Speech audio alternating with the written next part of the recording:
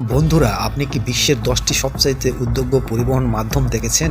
আপনি কি মাটি থেকে কয়েক সেন্টিমিটার উপরে একটি জার্সি সহ একটি গাড়ি দেখেছেন? আপনি কি আকাশে উঠতে পারে এমন একটি স্কিটবোর্ড দেখেছেন? আপনি যদি আপনার সামনে একটি গরম চাকা রাখেন, আপনি কি এটি ব্যবহার করার জন্য সাহস করবেন? মানুষের মধ্যে ওস্তাদেরা শুধু কথা বলে না, এই মাস্টারেরা সবসময় কিছু উদ্যোগ্য জিনিস উদ্ভাবন করতে পারে যা মানুষে ভাবতে পারে না, যা মানুষকে প্রশংসা করতে হয়। এরপরের সংখ্যাটি আপনাকে বিশ্বের 10টি সবচাইতে উদ্যোগ্য পরিবহন মাধ্যম গণনা করতে নিয়ে যাব। আমাদের খুঁজে পেতে অনুগ্রহ করে অবশ্যই একটি লাইক দিতে ভুলবেন না। বন্ধুরা, 2 মাথাওয়ালা গাড়ি ইন্দোনেশিয়া রুনি, যার বয়স মাত্র 71 বছর, মেকানিক্যাল ইঞ্জিনিয়ার করার প্রথম ইচ্ছা আছে তার। তিনি একটি তৈরি করার সিদ্ধান্ত নেন। 2টি টায়ারড গাড়ি কিনছিলেন এবং গাড়ির স্টাইল এবং গাড়ির সামনের অংশের দক্ষতার সাথে পুনরায় একত্রিত করার জন্য দক্ষ কারিগর নিয়োগ করছিলেন। ধারাবাহিক মেরামত এবং শক্তি বৃদ্ধির পরে তিনি সফলতাভাবে 6 মাসেও কম সময়ে একটি উন্নত গাড়ি তৈরি করেছিলেন। এটি দেখা যায় যে এটিতে স্পার্কযুক্ত ক্লাব এবং প্রত্যাহার করা ইঞ্জিন রয়েছে, যার অর্থ চালকের সামনে যেদিকেই ব্যবহার করা যেতে পারে। বিবেচনা না করে কেউ একবার একই সময়ে উভয় ইঞ্জিন চালু করার চেষ্টা করেছিল। এই গাড়িটি আসলে পাশ দিয়ে এগিয়ে যেতে পারে। আশ্চর্য বিষয় হলো এই গাড়িটি রয়েসের সাথে তুলনীয় ডবল ডোর ডিজাইন ব্যবহার করে। লালং তার গাড়ি গতি নিয়ে খুব গর্বিত। তিনি টেলার অনুসরণ করেছেন। উদ্ধত্ত গুলির মুখোমুখি হলে তাকে উড়াতে বা ঘুরাতে দাঁড়ানোর দরকার নেই। সুইচিং করে তিনি সহজেই গাড়ি চালানোর ঝুঁকি মোকাবেলা করতে পারে। দুঃখজনক যে কয়েক ঘন্টা পরে স্থানীয় পুলিশেরা হস্তক্ষেপ করে এই গাড়িটির আটক করেন। সে ইন্দোনেশিয়ার ট্রাফিক নিয়ম ভঙ্গ করেছিলেন। এই উদ্যাপন নিঃসন্দেহভাবে একটি নতুন ধারণা। জলবৈদ্যুতিক সাইকেল, এটি নিউজিল্যান্ডের একটি কোম্পানি দ্বারা নির্মাণিত হয়েছিল। তিনি জলের সীমাবদ্ধতা উপেক্ষা করেন, নদী হোক বা সাগর হোক, সে সহজেই মোকাবেলা করতে পারে। পানির সাইকেলের উপরের অংশটি নিশ্চিতকৃতভাবে পরিবর্তনের অর্ধেক ধাপ। বিমানের ডানার মতো উন্নত নকশা আবিষ্কৃত করা হয়েছে। এর জল ভ্রমণের নীতিকে সাইকেল চালানোর মতোই। পেয়ার প্যান্ডেলের উপর পা রেখে পিছনে পপুলারটিকে পানির নিচে ঢেলে দিতে হয়। গাড়ি চালানোর সময় ভারসাম্য বজায় রাখার সাহায্য করার জন্য একটি বর্ধিত সহায়ক ব্যালেন্স হ্যান্ডেল দিয়ে সজ্জিত করা হয়েছে। যখন প্যান্ডেলটি চলা বন্ধ করে দেয়, গাড়িটি ধীরে ধীরে পানিতে ভাসমান হয়ে থাকে। এই ওয়াটার বাইকের বডি ফ্রেম কার্বন ফাইবার এবং এভিয়েশন রেশন দিয়ে তৈরি। এর অ্যালাম্বেলের ওজন 40 কিলোগ্রাম এবং এটি 70 থেকে 100 সার্ভিসের একজন খেলোয়াড়ের উপর সহ্য করতে পারে। এর সর্বোচ্চ গতি ঘন্টায় 20 কিলোমিটার। এটি মাত্র চার্জ প্রায় 4 ঘন্টা ব্যাটারি জীবন বজায় রাখতে পারে। কোম্পানির অর্ডার বাইকের অনুমোদিত দাম ঘোষণা করে প্রায় 50,000 ইউরিয়ান।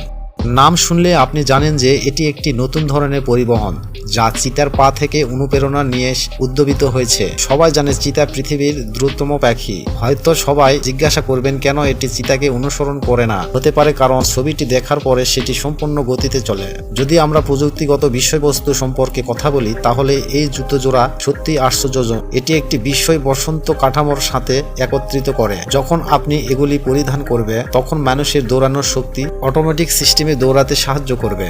এর মানে হলো যে আপনি বৃহত্তম গতি এবং জাম্পিং ক্ষমতায় বিনিময় করতে শক্তি ব্যবহার করতে পারেন। এটি পরা স্টিলের উপর হাঁটার মতো। আপনি সহজেই 40 কিলোমিটার প্রতি ঘন্টার গতিতে পৌঁছাতে পারেন, যা প্রায় বোল্টের 100 মিটার স্টিমের গতিতে।